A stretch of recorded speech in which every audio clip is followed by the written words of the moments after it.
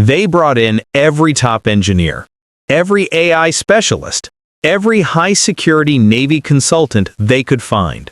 And still, the U.S. Navy's most advanced ship, a $4.3 billion technological marvel, stayed completely dead in the water.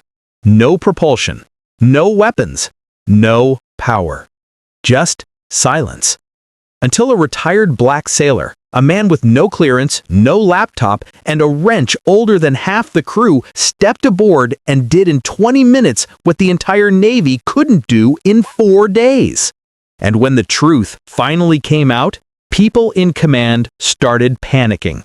This story comes from a Navy insider who still calls it the most humbling moment of his entire career. It happened during a classified training exercise in the Pacific, the kind that never makes the news. The USS Halion, the Navy's smartest destroyer ever built, suddenly shut down. Propulsion offline. Weapons offline. Comm systems dying. AI diagnostics looping in circles. A 9,000-ton machine reduced to a drifting metal ghost. And the crew? Exhausted, frustrated, embarrassed, because no one could figure out what killed her. Until someone remembered a name the Navy had quietly buried years ago. Chief Raymond Ellis. Day 2 of the exercise. Lieutenant Neil Darby, pale as chalk, reports, "Sir, we've lost propulsion again." Captain Elise Brannon tries to stay calm, but her fingers tighten around the edge of the console. The ship's billion-dollar hybrid engine, a blend of electric turbines, gas propulsion, and adaptive AI, had gone dark again. In the engine room, chaos simmered under fluorescent lights. 10 engineers, Navy and civilian, hunched over screens, code, and wiring. 4 hours of trial, error, resets, blown fuses, corruption warnings. Someone mutters what everyone is thinking. We are missing something fundamental. At 0400, Captain Brannon makes the hardest call a commanding officer can make. We need help from outside. Command hates the idea. Public failure is unthinkable, but they approve it anyway.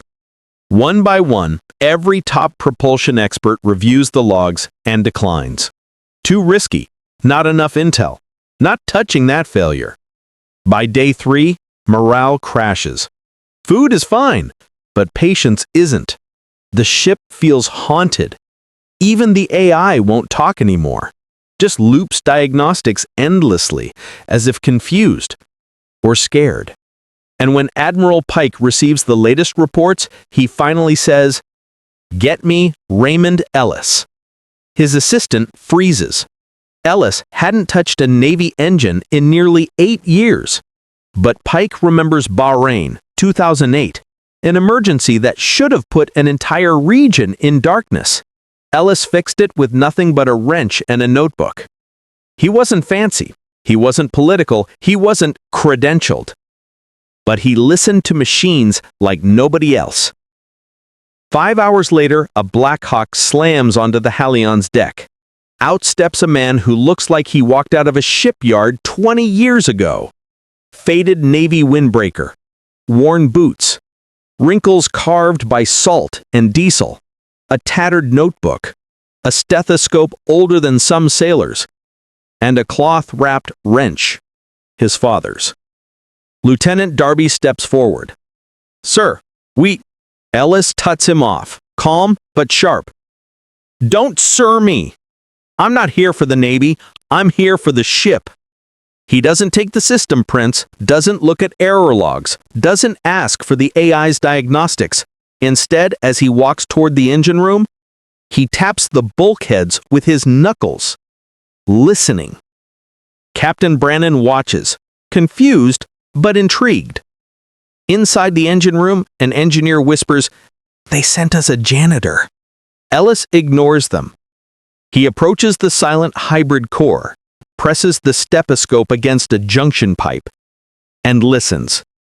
10 seconds. 20 seconds. A full minute. Everyone holds their breath. Then he straightens up, and asks, "Who adjusted the heatsink capacitors after the shutdown?" A mechanic hesitates. "I followed the default sequence." Ellis shakes his head. "You followed the wrong one. Not your fault. The sequence was made for a clean install, not a mid-cycle failure." The engineers stare. He walks 5 feet to the left and taps the housing again. She's not broken. She's defending herself. Silence. "What do you mean?" Patel asks. Ellis looks at the core with something almost like sympathy. She thinks she's under attack. They gather around as Ellis tears open a panel, effortlessly finding a tiny charred capacitor buried behind shielding. Hannah Ewan shakes her head. "That part isn't even in the spec." Ellis, "Because the spec was rewritten for production. But the bones? The bones stayed the same." He kneels, cross-legged, working slowly, meticulously, while the others pace in anxiety. A young tech asks, "How did you know that part existed?" Ellis doesn't look up. "I saw the prototype fail in '08. They buried it. But ships remember. They replace it with one cannibalized from the communications relay. Not regulation, not documented, not approved, but necessary." "Cycle her," Ellis says. The ship hums, flickers, shudders. Then, click. The screens flare to life. Auxiliary relays stabilize. Core temperature normalizes in seconds. Lieutenant Darby's voice cracks over comms. "Captain, we're moving. 0.8 knots and climbing." In the engine room, applause spreads slowly, like people afraid to break the spell. Ellis doesn't clap. He simply touches the core and whispers, "She's alive. Let her breathe." But while the crew celebrates, Command isn't celebrating, because they want answers. Why did the ship fail? Why did AI diagnostics miss it? Why did hundreds of engineers overlook it? And why did an old retiree with a wrench fix what the Navy couldn't? Captain Brannon receives encrypted messages. Urgent review. Explain deviation from protocol. Unauthorized hardware salvage.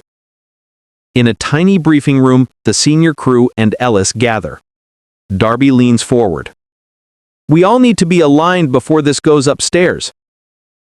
Ellis doesn't even look up. Aligned with what? The truth? Or the story they wish was true? Hannah Ewan sighs. "They're going to blame someone." Patel nods slowly. "Probably all of us." A nervous young engineer, Brent, the skeptic, finally speaks. "This whole thing doesn't make sense. You didn't even use diagnostics. You just listened." Ellis stands, walks towards him calmly. "You ever crawl into a pipe chase with 40 seconds of oxygen left because you knew the valve would fail before the alarms caught it?" Brent stays silent. Ellis continues. "You ever hear a turbine scream before the shaft snaps just from the vibration in the deck?" Still silence. "Then don't tell me what you can or can't hear."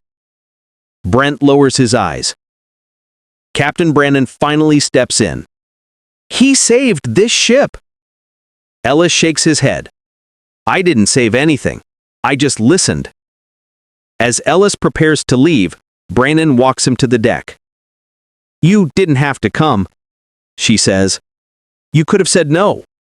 Ellis pauses, looks back toward the engine room. When a ship calls for help, someone should answer.